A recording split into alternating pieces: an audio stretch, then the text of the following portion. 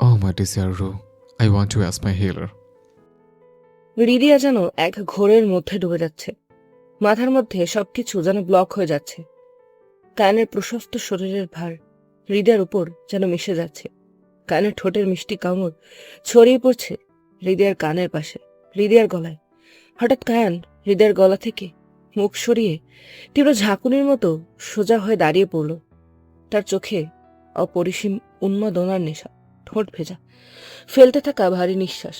সবকিছু অস্থির হয়ে উঠছে, বুক ওঠানামা করছে, যেন চারপাশের দেয়াল, আলো, আসবাব সব ধীরে ধীরে মিলিয়ে গিয়ে শুধু দৃষ্টি উপড়ে পড়ছে টেবিলের মাঝে আছোয়া হৃদয়ের উপর।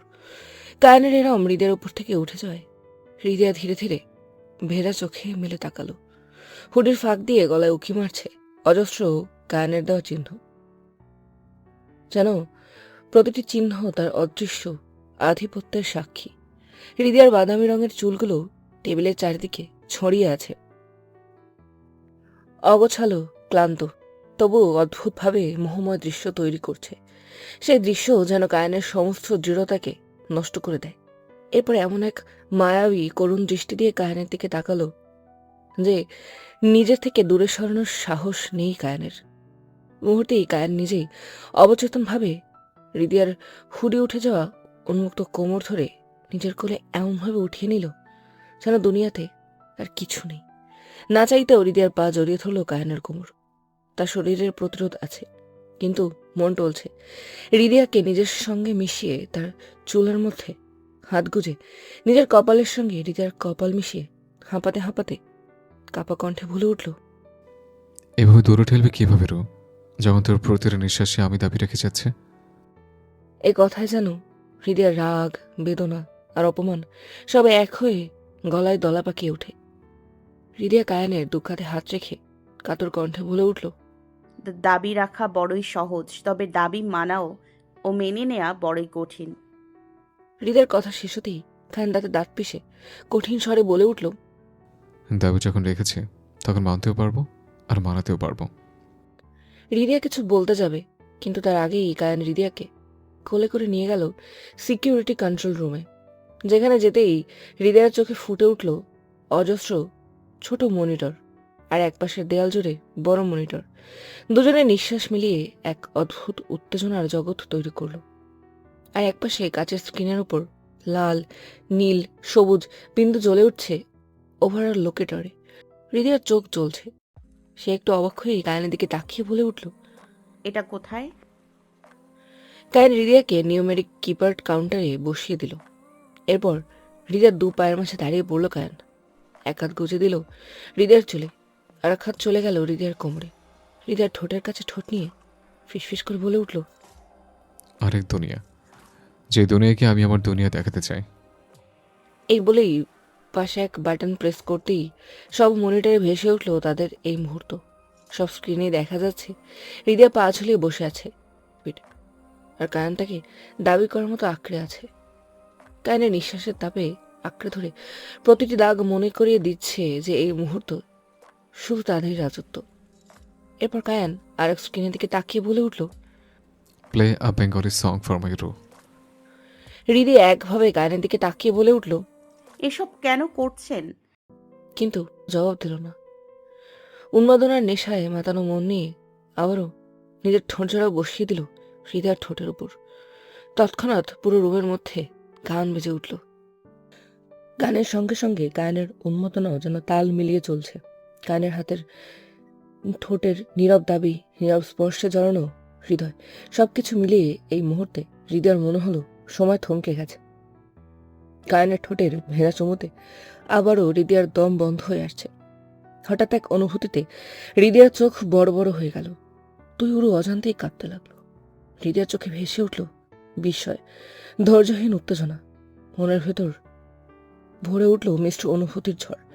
হৃদয় ছটফট করছে, কিন্তু কায়ান হৃদয়ের ছোট্ট মুখটা নিজের হাতের মুঠোয় নিয়ে যেন নিজের ঠোঁট দুটো হৃদয়ের ঠোঁটে আরো কঠিনভাবে চেপে ধরল, আর চুমুর মধ্যে বলে উঠল, I'm not in my control, Ru. So don't mess with me. Otherwise, you will see the version of Kayan who even can't hold back. And it's all things because of you. Ridiya কোনো জবাব দিতে পারল না। পুরো শরীর অবশ হয়ে উঠছে। দেহের সব শক্তি হঠাৎ নিঃশেষ হয়ে যাচ্ছে। অজান্তেই তার হাত কানের বুকে স্থির হয়ে রইল। অন্যদিকে গান বেজে যাচ্ছে। কায়েন নিয়ন্ত্রণ হারানোর মতো রিদিয়ার ওষ্ঠযুগলে নিজের অধরের ঝড় তুলে দিল। আর প্রতিটি মনিটরের স্ক্রিনে এখন তারা। আর বড় স্ক্রিনের সঙ্গে মিশে গেল রিদিয়ার পিঠ। রিদিয়াকে যেন কোনো কথা বলার সুযোগই দিচ্ছে না। মুহূর্তগুলো থমকে আছে। বাস্তবতার দেয়াল টপকে কোথাও গভীরে ডুবে যাচ্ছে।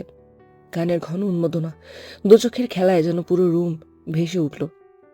প্রায় ৩৬ মিনিট পার হয়ে যাওয়ার পর কায়েন ওই অবস্থাতে হৃদয়াকে করে তুলে ওয়ার্ড্রপ ক্যাবিনেটের দিকে এগিয়ে গেল। হৃদয়ার ঠোঁটে ঠোঁট চেপেই এক হাত দিয়ে একটা সাদা শার্ট বের করে আবারও হৃদয়াকে আঁকড়ে ধরে শাওয়ার রুমে নিয়ে গেল। এরপর কায়ান হৃদয়ার ঠোঁট ছাড়তেই তাদের ঠোঁটের ভেজা তরল উষ্ণতা সুতোর মতো জড়িয়ে রইল, যেন উত্তরটা এখনো ঝুলে আছে দুজনের মাঝে। এরপর হৃদয়কে নামিয়ে দিতেই হৃদয় দেখতে পেল নীলাভ চোখগুলো লাল হয়ে আছে আর কায়ানের বুক ওঠানামা করছে। শরীর উত্তেজনার পর যেন চাপ সামলাচ্ছে। এরপর সাদা শার্টটা হৃদয়ের হাতে দিয়ে হাঁপাতে হাঁপাতে বলে উঠল, If you stay like this, even for another second, I won't be able to hold myself back, babe. So go, freshen up now. বলেই কায়ান নিজেই দরজা দিয়ে তাড়াতাড়ি বেরিয়ে যেতেই নিজেকে শান্ত করার চেষ্টা করছিল, কিন্তু দৃষ্টি যেন বারবার শাওয়ার রুমের দিকে ছুটে যাচ্ছে। মাথা ঝাঁকাতে ঝাঁকাতে কিছুক্ষণ সোফার সামনে গিয়ে হাঁপাতে লাগলো। এরপর একবার নিজের দিকে তাকিয়ে মাথার চুল টেনে পেছনে ঘুরে শাওয়ার রুমের দিকে তাকাতেই ঢোক গেলে বলে উঠল, Oh god, she made me goddamn crazy.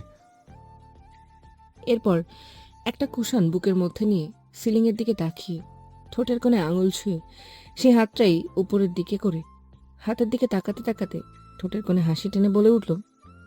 Wifey? অন্যদিকে রিদিয়া হাঁপাতে হাঁপাতে ধপ করে বসে পড়ল ওয়াশরুমের ঠান্ডা মার্বেলের ওপর।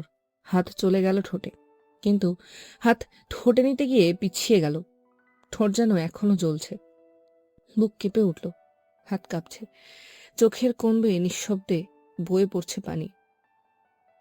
দেয়াল পিঠ ঠেকিয়ে চোখ বুঝে ঢোক গেলে নিজেকে নিজে মনে মনে বলে উঠল, যাকে ঘৃণা করিস তার স্পর্শে কি এখনো ঘৃণা করতে পারলি না?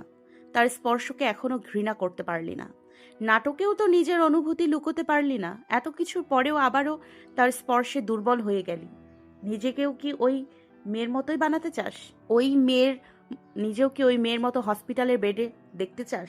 নিজেকে শক্ত কর রিদি, নিজেকে শক্ত কর।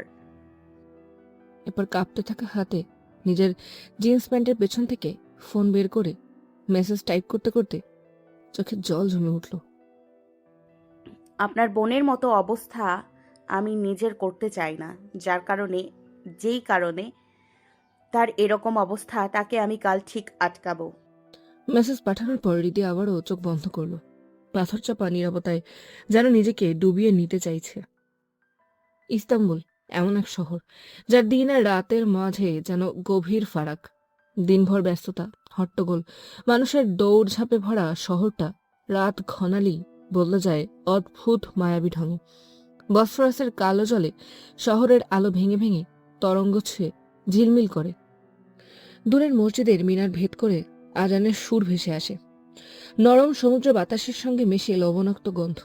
এমন রাতেই আরসলান মেনশনের আঙিনায় ভেসে আসে ফেরির টানা হর্ন। পাথরের দেয়ালে ঢেউয়ের ধাক্কা নীরব রাতকে আরো গভীর করে তোলে। কিন্তু এই শ্বাসরুদ্ধ মায়া, আলো ছায়ার খেলা সব যেন নিঃশব্দ হয়ে গেছে দুজন মানুষের কাছে, যারা এখন আরসলান ম্যানশনের বুকের নিচে আন্ডারগ্রাউন্ডের ব্ল্যাক রুমে, যাদের শ্বাস প্রশ্বাসে ঘনিয়ে উঠছে গহীনের উত্তেজনা। তপ্ত অনুভূতির ভারে নীরব রাত আরো ভারী হয়ে ওঠে। রিদিয়া প্রায় দীর্ঘক্ষণ ধরে ভেতরের ওয়াশরুমে আছে, সোফায় আটশো অবস্থায়, কানের চোখে বারবার ঘুরে যাচ্ছে সে শাওয়ারের দরজায়। মনে অস্থিরতার চাপা ঢেউ বাজছে, শরীর চঞ্চল, স্থির থাকতে পারছে না, যেন অজানা এক টান তাকে টেনে নিয়ে যাচ্ছে দরজার দিকে। অবশেষে আর থাকতে না পেরে সোফা ছেড়ে উঠে দাঁড়ালো কায়ান। পা বাড়িয়ে দিল ওয়াটার ক্যাবিনেটের দিকে, একটা পানির বোতল হাতে তুলে নিল। বারবার চোখ চলে যাচ্ছে শাওয়ার রুমের দিকে। কায়ানের দাঁতের ফাঁক দিয়ে নিঃশ্বাস ছেড়ে মনে মনে বিড়বিড় করে উঠল। এতক্ষণ কি করছে মেয়ে? হঠাৎ গলা চড়িয়ে ডাক দিল। রু? কোনো সাড়া নেই, নিঃশব্দতা যেন একটু বেশি শোনা যায়। কান ভ্রুচিয়ে ধীরে ধীরে শাওয়ারের দরজার দিকে এগিয়ে গেল। কালো গ্লাসের ঠান্ডা দরজায় আঙুল রেখে টোকা দিল। শব্দটা কেমন যেন প্রতিধ্বনিত হলো। রু? রু, আর ইউ ওকে? দরজার ওপাশ থেকে রাগ ঝরা কণ্ঠে আওয়াজ আসলো। আপনার মতো মানুষ সঙ্গে থাকলে কেউ ওকে থাকে? কথাটা শুনে কায়ানের ঠোঁটের কোণে ব্যঙ্গ মেশানো মুচকি হাসি ফুটল। হালকা মৃদু কণ্ঠে বলে উঠল, রু, উল্টে বললি। তুই সঙ্গে থাকলে আমি ঠিক থাকি না। ওদিক থেকে আবারও চিৎকার ভেসে আসলো। হারামির বাচ্চা, আমার গলা কি তোর কাছে চিকেন লেগ পিস মনে হয়? হ্যাঁ, আমি এখন এই অবস্থায় বাইরে যাব কি করে? আর এই শার্টের নিচে কি পরবো? শুধু শার্ট দিয়ে আমি কি করব? এইভাবে আমি বাইরে যাব না। কথাটা শুনতেই কি যেন ভেবে কায়ানের চোখ আবারও বড় বড় হয়ে গেল। ঢোক গিলতে লাগলো বারবার।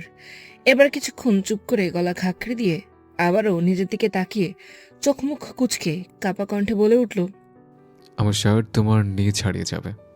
ডোন্ট ওয়ারি, তুমি বাইরে আসো। এই বলে কায়ান পানির বোতলের মুখটা খুলে পানি খেতে লাগলো। কিন্তু সেই মুহূর্তেই রিদিয়া দরজা খুলে পরনের শার্টটা দুহাত দিয়ে নিচে টানতে টানতে চোখ মুখ কুচকে বাইরে বেরোতে বেরোতে বলতে লাগলো, আপনি তো বললেন হাঁটু ছাড়িয়ে যাবে, কিন্তু এ তো হাঁটু পর্যন্তই যায় না। রিদিয়ার কণ্ঠস্বর আসতেই পানি খেতে খেতে সেদিকে তাকাতেই মুখ হা হয়ে গেল কায়ানের। কায়ানের যেন পুরো মাথা ঘুরে গেল। বুক ওঠানামা করতে লাগলো। শ্বাস প্রশ্বাসের যুদ্ধ লেগে কাশি উঠে চারিদিকে মুখের পানি ছড়িয়ে গেল।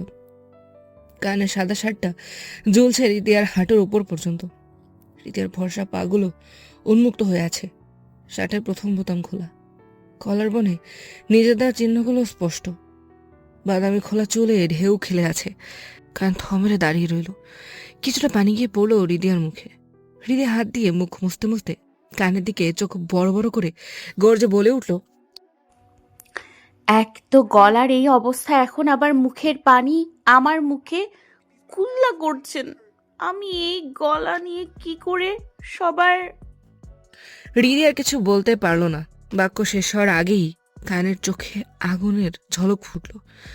কান পানির বোতলটা ছুঁড়ে ফেলে হৃদয়ের দিকে এগিয়ে হাসকি কণ্ঠে বলে উঠল, Oh fuck, just come here.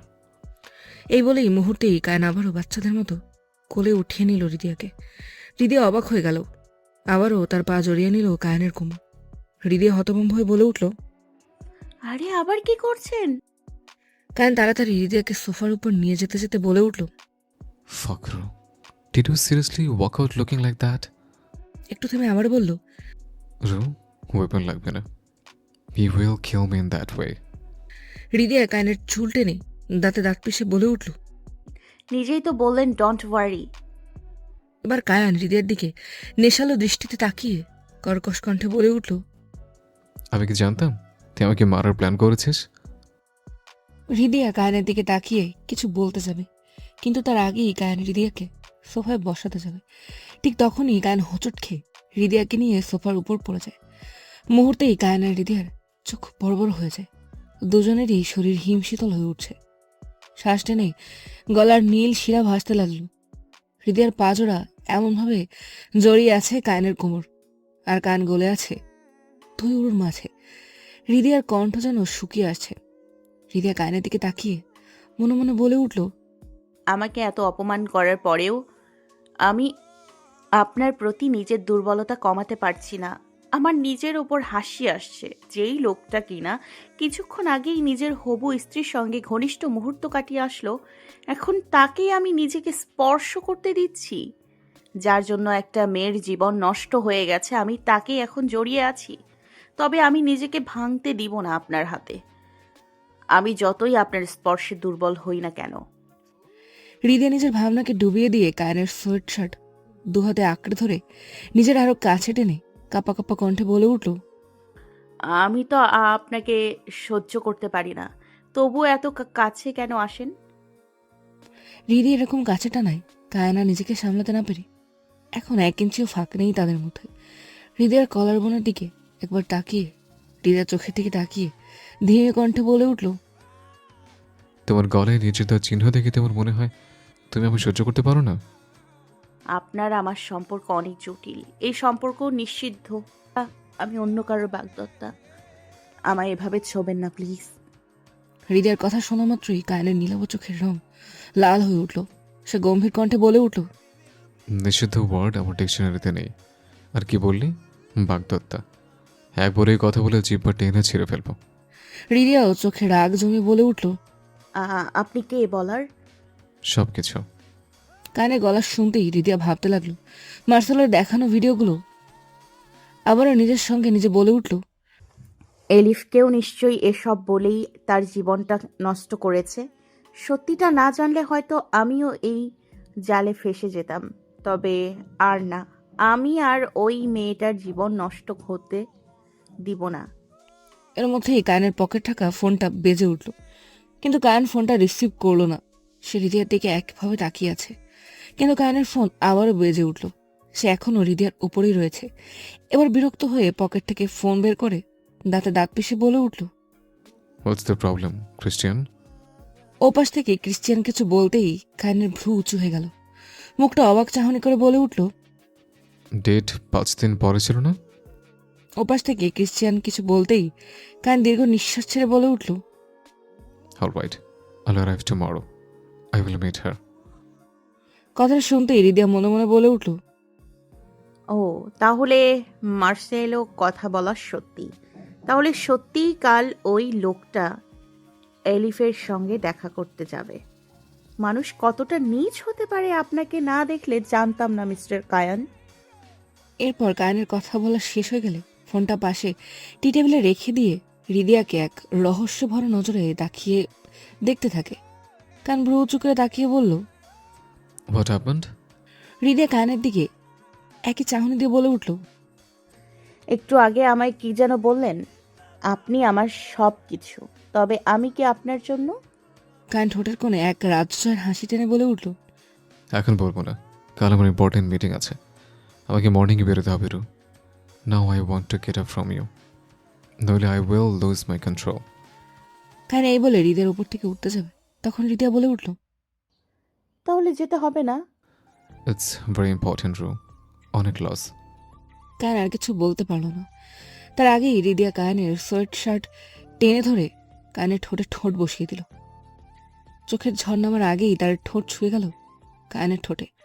হঠাৎ অপ্রস্তুত অপ্রত্যাশিতভাবে মুহূর্তে যেন সময় থমকে গেল। হৃদয়ের বাজরা আরো দৃঢ়ভাবে কায়নকে জড়িয়ে নিল।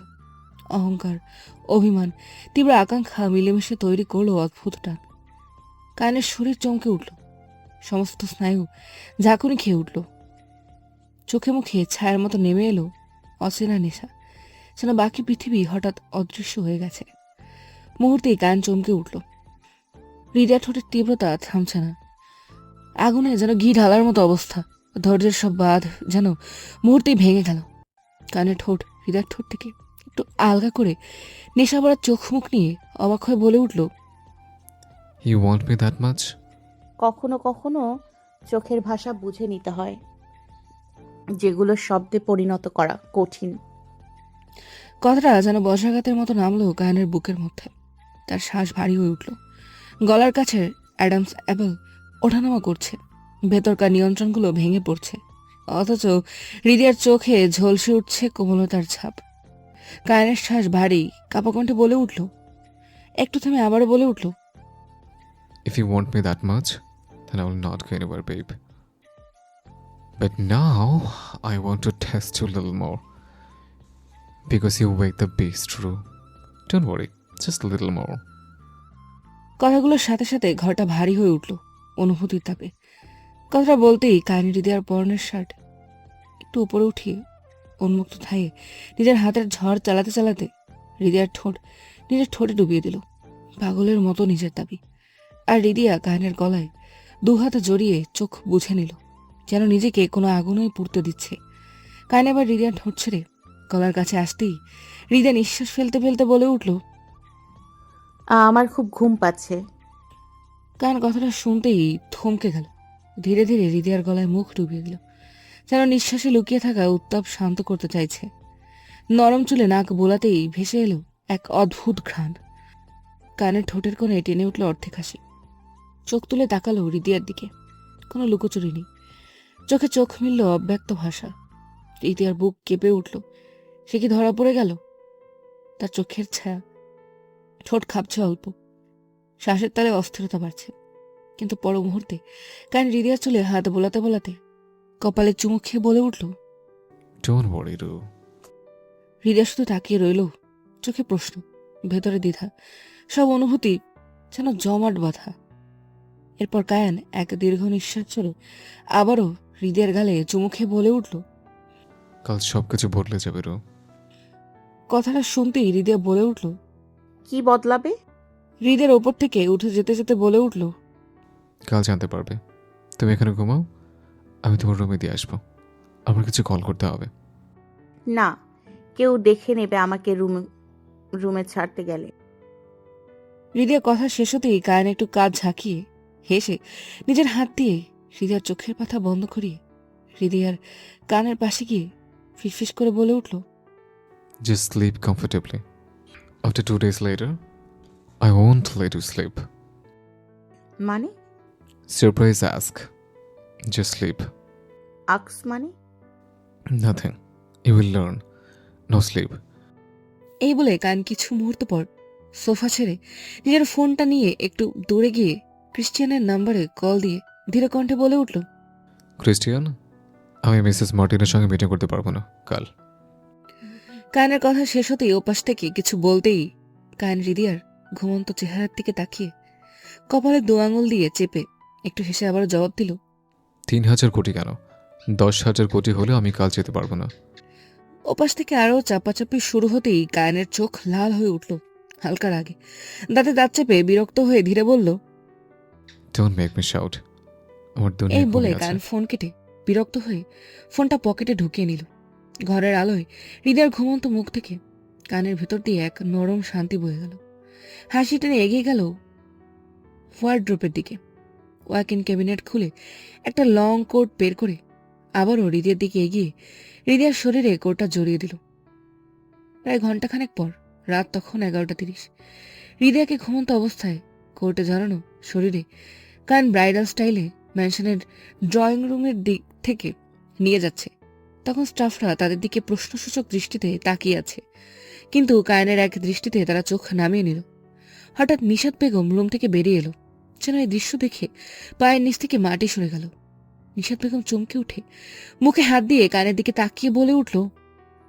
ছোট দিদি ভাই তো করলে কেন বাবা?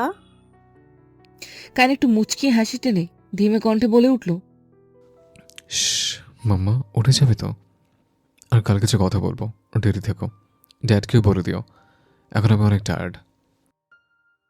এই বলে আর এক মুহূর্ত দাঁড়ালো না, সিঁড়ি বেয়ে উপরে উঠে গেল। নিশাত বেগম যেন বিশ্বাস করতে পারছে না এসব। হয়তো তিনি বুঝেই গেছে কায়ন কি বলবে। মুহূর্তেই যেন মাথা ঘুরে পড়তে যাবে। তখন 2 জন স্টাফ এসে নিশাত বেগমকে ধরে বলে উঠল। নিশাত বেগম নিজেকে সামলে বলে উঠল। ইয়েস ইয়েস, আমি ঠিক আছি। ড্রয়িং রুম পেরিয়ে করিডোর পেরিয়ে নিঃশব্দে হৃদিয়াকে কোলে তুলে নিয়ে তার রুমে ঢুকল। রুমের স্নিগ্ধ আলোয় ঘুমন্ত হৃদিয়ার ক্লান্ত মুখটা যেন আরো কোমল দেখাচ্ছিল। দরজা নরম শব্দে বন্ধ করে কানে সাবধানে তাকে বিছানার দিকে এগিয়ে গিয়ে বিছানায় শুয়ে দিল। যেন কাচের পুতুল ভেঙে যাবে এমন ভয় নিয়ে ধীরে ধীরে কোটটা তার শরীর থেকে খুলে দিল। তারপর কমফোর্টার টেনে বুক পর্যন্ত ঢেকে দিল, যাতে ঠান্ডায় না কাঁপে। হৃদিয়ার নিঃশ্বাসের ওঠানামা, এলোমেলো চুল, ঠোঁটের পাশে শান্ত এক রেখা, সবাই কায়ন তাকিয়ে দেখল অসহায় বিস্ময়ে। কিছুক্ষণ চেয়ে রইল চুপচাপ, চোখ ভরে শুধু অনুভব করলো তার অস্তিত্ব। তারপর ধীরে ঝুঁকে কপালে ঠোঁট ছুঁয়ে একটা দীর্ঘ শ্বাস নিয়ে বিড়বিড় করল। Only be mine ask. আর মাত্র 2 দিন, এরপর আপনার বেডরুমের অ্যাড্রেস বদলে যাবে। কথাটায় দখল, প্রতিশ্রুতি আর একটা ভয়ঙ্কর নিশ্চিততা মিলেমিশে অদ্ভুত উত্তাপ ছড়িয়ে গেল। আরো একবার তাকালো তার ঘুমন্ত মুখটার দিকে, চোখে ক্লান্তি, তবু মাঝে কোথাও যেন শান্তির ছাপ। এক দীর্ঘ নিঃশ্বাস ফেলে রুমের লাইট অফ করলো। হৃদয়ের কাছ থেকে দূরে যেতে চাইছিল না, তবুও নিজেকে শক্ত করলো। দরজাটা বন্ধ করে পেরিয়ে এলো চুপচাপ। এক একটা পা ফেলা যেন ভারী হয়ে উঠছিল। করিডোরে নরম আলোয় হাঁটতে হাঁটতে পকেট থেকে ফোন বের করলো। ঠান্ডা ভঙ্গিতে ফোনে নাম্বার ডায়াল করে বলল, মেনশনের ব্যাকইয়ার্ডে রোডের 500 মিটার বাইরের সব রোড ফুটেজ চাই মর্নিংয়ের মধ্যে। কথাটা বলার পর ফোন নামিয়ে নিজের রুমের দিকে এগিয়ে গেল, নিঃশব্দ রাতের অন্ধকার ভেদ করতে করতে। সকালের নরম সূর্যটা পর্দা ভেদ করে জিনিয়ার রুমে ঢুকতেই হালকা আলোয় ঘুম ভাঙল তার। চোখ আধ খোলা, বিরক্ত ভঙ্গিতে হাত তুলে চোখ ডলতে ডলতে উঠে বসল। রাতের ক্লান্তি তখনও শরীরে লেগে। হঠাৎই পেটের মধ্যে ক্ষুধার একটা মোচড়, যেন খালি পেট বিদ্রোহ করছে। সে পেটে হাত বোলাতে বোলাতে আবারও বিছানা থেকে উঠল। মুখটা নির্জলু, তার চুলগুলো সত্যিই যেন এলোমেলো করে গোটানো পাখির বাসার মতো অবস্থা। তার মাথা ভার লাগছে, কপালের উপর হাত দিয়ে ভ্রু কুচকালো। মনে পড়তেই ধক করে উঠল বুক। সে তো এখানে ছিল না, সে তো ছিল জিম রুমে। তাহলে এখন নিজের রুমে এলো কিভাবে? মাথার ভেতর হাজারটা প্রশ্ন ঘুরপাক খেতে লাগলো। আর নীল ভাই, যে কাল সন্ধ্যায় মার খেলো এত, সে কোথায় গেল? দুহাত মাথায় দিয়ে চুল চুলকাতে লাগলো। বিভ্রান্তিতে চোখ বড় হয়ে গেছে। জানলার দিকে তাকিয়ে বিস্ময় বলে উঠল। এমন সময় পেট আবারও জোরে শব্দ করে উঠল। মুখ ভার করে দাঁত খিঁচিয়ে বলল, এরপর আর দেরি না করে ওয়াশরুমের দিকে দৌড় দিল। অন্যদিকে রিদিয়া তখন নিজের রুমে আয়নার সামনে দাঁড়িয়ে ভেজা চুল পেছনে ফেলে তোয়ালে দিয়ে চুল মুছছে, কিন্তু চোখে আজ অন্যরকম অস্থিরতা। এরপর নিজের কলার বোনের দিকে তাকিয়ে আছে, যেখানে ফেলে যাওয়া গায়নের অজস্র চিহ্ন। নিজের প্রতিচ্ছবি দেখে থেমে গেল। শ্বাস ধীর, ভাবনার গভীরতা বাড়ছে। ধীরে ধীরে হৃদয়ের হাত চলে গেল গলায়। একটু থেমে ঠোঁট নড়ে উঠল। নিজেকে নিজেই প্রশ্ন করে চাপা স্বরে বলল, আমি কি ঠিক করছি? ঠান্ডা সকালের মাঝেই তার বুকের ভেতর দ্বিধা, ভয় আর অপরাধবোধের ঝড় বইছিল। ঠিক তখনই ফোনটা টেবিলে বেজে উঠল। হৃদয় চমকে তাকালো। ফোনের আলো চোখে লাগলো। স্ক্রিনে উঠে থাকা নাম্বারটা আননোন। ব্রু কুচকে গেল রীতিমতো। তবুও দ্বিধার মধ্যেই ফোন কানে নিল। রিসিভ করতেই এক চেনা মহিলা কণ্ঠ ভেসে এলো। হ্যাঁ রিদি, আমি লায়লা বলছি। হৃদয় থমকে গেল। বিস্ময়ে চোখ বড় হয়ে গেল। মনে হলো হাজারটা জিজ্ঞাসা একসাথে মাথা চেপে ধরেছে। একটু অবাক হলো সে। নাম্বার কোথায় পেল তার? ইনি তাকে কেন কল করছে? সবকিছু বাদ দিয়ে ভদ্রতার খাতিরে হৃদয়া স্বাভাবিক হয়ে জবাব দিল, হ্যাঁ আন্টি বলেন, হঠাৎ আমায় কল দিলেন? ওদিক থেকে লায়লা কিছুক্ষণ চুপ রইল। এরপর এক দীর্ঘ নিঃশ্বাস ছেড়ে বলে উঠল, আমার একটু তোমার সঙ্গে পার্সোনালি দরকার আছে, একটু দেখা করবে?